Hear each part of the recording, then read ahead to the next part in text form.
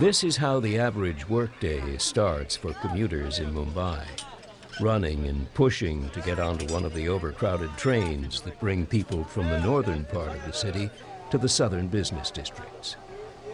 It is already 11 o'clock in the morning, and the rush hour has passed, but it is still almost impossible to get a seat.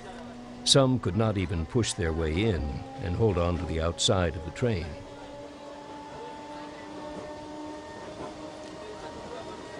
In Mumbai, population pressure is not an abstract concept. It is something you can feel every day.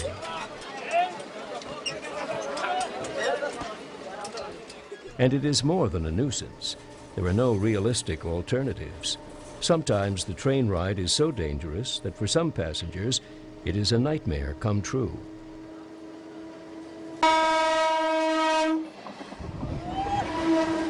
Baleshwar Mishra risked his own life to save a young female passenger. The girl fell off the train near that signal. I saw that and jumped off the train. I picked her up and she was badly injured and bleeding. I carried her up to the highway and tried to stop a vehicle, but no one stopped. Finally, a three-wheeler truck did. I pleaded with him and said she is my sister and I need to rush her to the hospital. Otherwise, anything can happen to her. Baleshwar Mishra, who lives in a suburb of Mumbai, has become a hero in the local newspapers. But similar incidents with passengers falling off the train happen all the time. However, things are changing.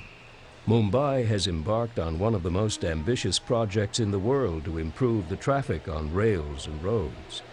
The Mumbai Urban Transport Project, also known as MUTP, is designed to deal with an ever-growing city. See, as you can see, Mumbai is not a metropolis, it's a megalopolis. It's a huge city consisting of more than about 12 to 14 million people, and it is a linear city. As you can see, this is the bay, this is the Arabian Sea here, the back bay we call it, and it's an island city. So there is no scope for expanding the roads or widening the roads. It's delimited, and all the three sides it's covered by the sea. As you can see, the Arabian Sea on all three sides. And the trains and the roads come, they are facing north-south. There is no east-west expansion, right? So that is a geographical limitation. Number two, most of the people traffic by local trains. And it is documented that about 10 to 12 people die every day in local train related accidents. So it is a huge price to pay for a government. It's highly unacceptable in a democratic society like India.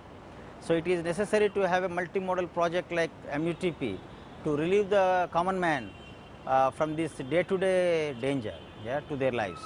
Mumbai, the gateway to India, a world center for business, technology, and film, is India's city of glamour and promise. People move in from the countryside at a rate of 500 families a day. The traffic on the city's roads mirrors the conditions in the trains.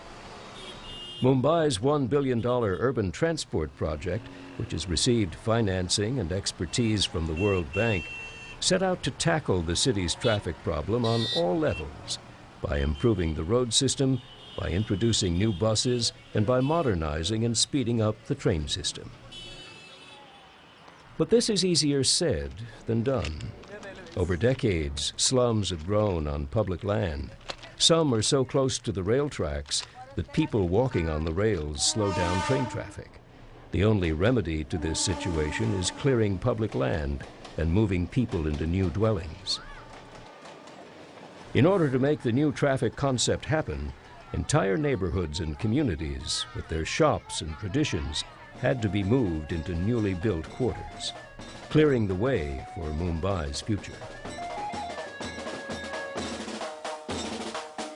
The very size of rehabilitation involved, about 20,000 families had to be just relocated. It comes to about 100,000 people to be relocated to be first shifted, then construct the tenements, 20,000, nearly 20,000, and then rehabilitated them in a democratic and peaceful manner with the help of civil society was indeed a big challenge, and I am happy to say that it has been largely overcome and the task is nearly complete. A giant task. The relocation program moved families not only out of the way of railway lines, but also out of the path of 2 new east-west connection roads. Thousands were relocated for this road, the Yugeshwari-Vikhroli link road, that has seen its usage more than double since it was finished. Others who lived or still live along the Santa Cruz east-west connection, which is still under construction, have followed in their path. A task that required intense negotiations and meaningful incentives for those affected. Milan Dave, a technical consultant, has dealt with many families and businesses that have been affected by the project. We're dealing with people who have lived here for generations, have built their homes around it. On paper, they are illegal, they're encroachers. But when we go out and build a new infrastructure, when you're building a new country, a new community, we have to take these situations and concerns into mind. Living conditions in this slum are tough. This family lives in one room without running water. You have a little kitchen here. This is their home, a little bath area, and they probably have a common toilet, right? Or do you want toilet? There's a common toilet elsewhere. The new neighborhood built for these slum dwellers consists of highly desirable apartments. There is water and electricity, and most important, the government conveys the legal ownership to the occupants, turning slum residents into property owners. There, today if you see, the buildings may not look like Taj Mahals, but definitely, as compared to their previous tenements, what they had, today definitely they are much superior. In fact, where I stay or most of my colleagues stay, they may be bigger but similar structures. Angelo Anand Pavar, who was moved with her husband and son from a slum into this apartment, shows us around.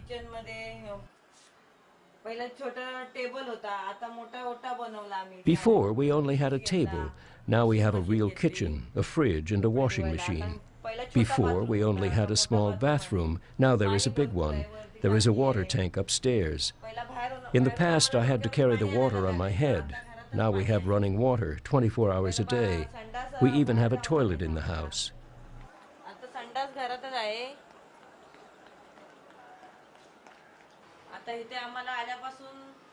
Now the school is also close by, the railway station and the market too. I have everything I need and we got space. Plus, there is space for a little altar, because religion is an ever-present part of life in India. And as it turns out, resettling families is a complicated task. It wouldn't work without taking care of the local culture and respecting their religion.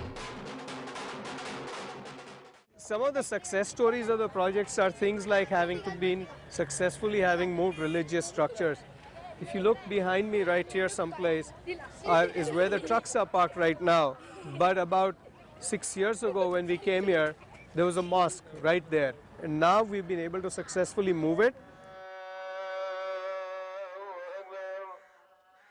This mosque is only one of 23 places of worship that had and have to be moved in order to build an east-west highway in Mumbai.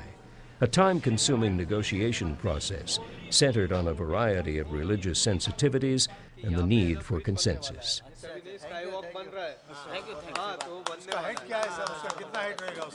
After long consultations, many reassurances, and the promise of getting a new and larger building, this community agreed to move.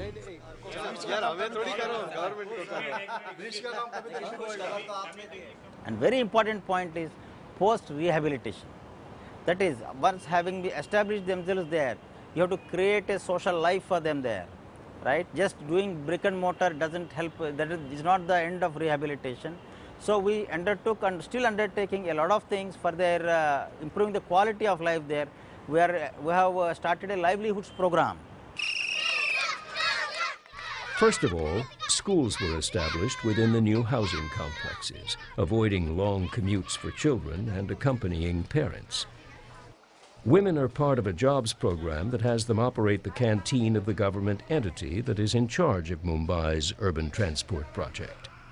The canteen has become so popular that the women have hired a number of men to help them.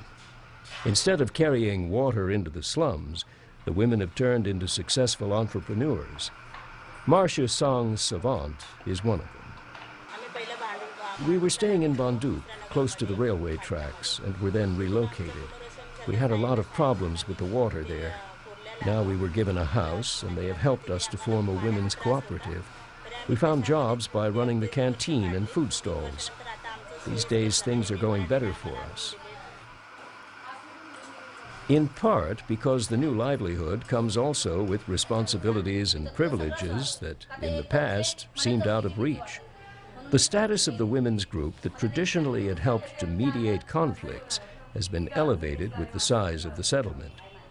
For Hina Panvar, who has joined the group, her official police-issued ID symbolizes more than just authority. We are getting respect, and that's a big thing. We can proudly talk about that.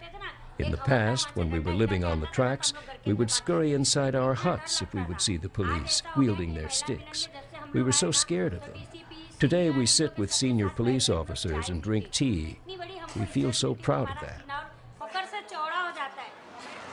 With Mumbai's Urban Transport Project, the city is looking into the future, preparing itself not for the next 5 years, but for what is to come in 30, 40 years, when slums could be the past and a modern traffic infrastructure the future. Mumbai's former additional municipal commissioner introduced modern traffic management that has quietly improved congestion on Mumbai's roads. Mumbai city basically is going through a transition phase where major infrastructural projects are being implemented, and anything being fitted in the road tomorrow may not be there because some flyovers will come up, or some metro or monorail route will be there.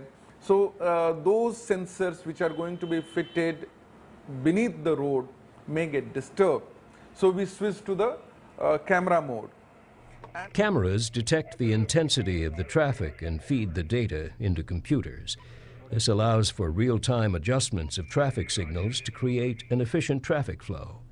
Trouble spots can be tackled directly from the control center. We can direct the junction, local man sitting on the junction or standing on the junction.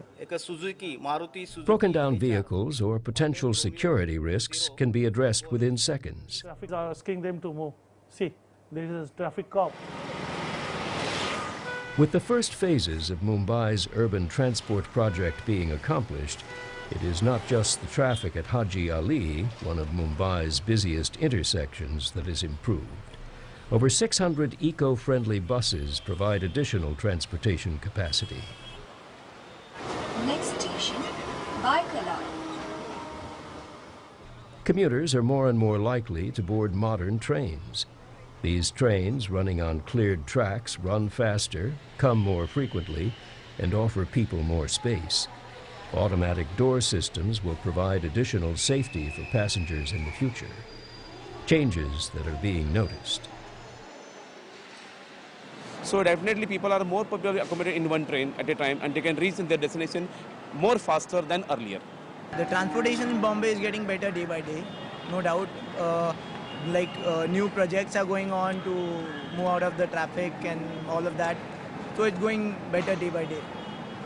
Previously, the train used to come every 10 minutes. Now it comes every 3 to 5 minutes. There are less fights in the new trains and more space. It's much more peaceful. It's getting better. Even they are making effort to improve it, like adding more coaches per train, and they're trying their level best. But Bombay is a problematic place, population is concerned. Mumbai's urban transport project is still in full swing, but there is no doubt the city is catching up with its challenges.